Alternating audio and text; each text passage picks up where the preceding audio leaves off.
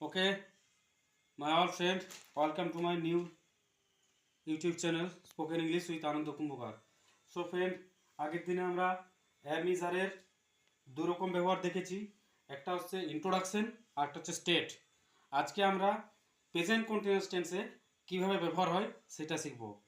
So friends, সেই জন্য তোমাদেরকে আগে একটু বলে রাখি, আমাদের টেন্স বলে একটা জিনিস আছে। সেই টেন্সটা হচ্ছে ক্রিয়ার কাল। ক্রিয়ার কাল বা টেন্স আর কিছুই নয়, আমরা যে কাজগুলো করি সেগুলো কোন সময়ে করি সেটাই হলো আমাদের টেন্স।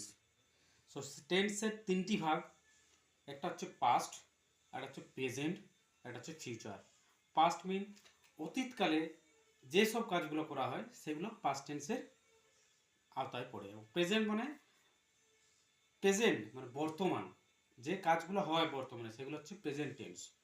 আর ফিউচারে যে কাজগুলো হয় মানে ভবিষ্যতে যে কাজগুলো হয় সেগুলো হলো ফিউচার টেন্স।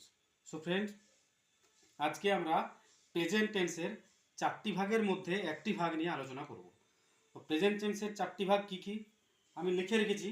প্রেজেন্ট টেন্সের চারটি ভাগ: present indefinite tense, present continuous tense, present perfect tense and present perfect continuous tense.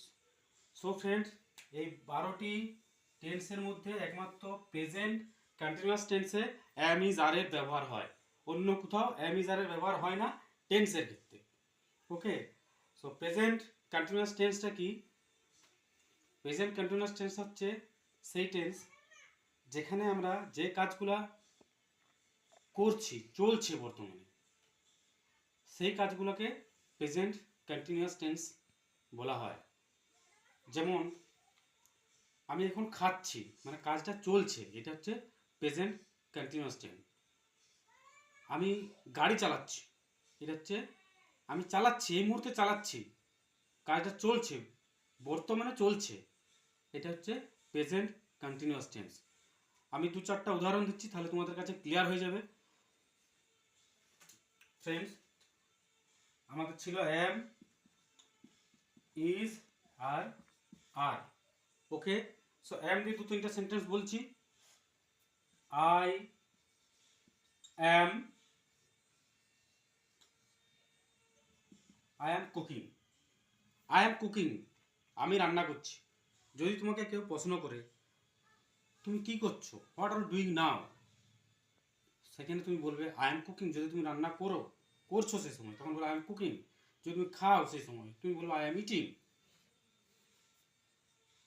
I am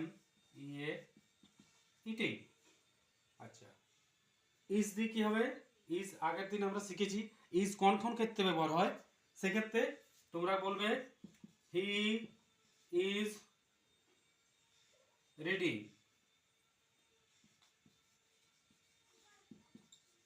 সে বই পড়ছে, পড়ছে। আর একটা আর, আর দিয়ে কি বলবো? You are playing. You are playing, তুমি এখন খেলছো। তোমাকে যদি জিজ্ঞাসা করে ওই লোকটা এখন কি করছে, তুমি এখন কি করছো, তুমি বলতে পারো আমি এখন খেলছি।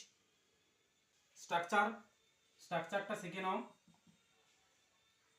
সাবজেক্ট প্লাস এম অথবা ইজ অথবা আর প্লাস ভার্বের সাথে আইএনজি প্লাস অবজেক্ট।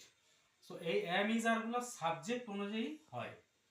ওকে ফ্রেন্ড, আশা করছি তোমরা বুঝতে পারছো আমি কি বললাম। এম ইজ আর এর প্রেজেন্ট টেন্সের ব্যবহার এবং প্রেজেন্ট কন্টিনিউয়াস টেন্সের ব্যবহার। তো ফ্রেন্ড, এইভাবে তোমরা 50টি সেন্টেন্স বানাবে বাড়িতে। So if you like my video, do subscribe, comment, share on my channel. Okay.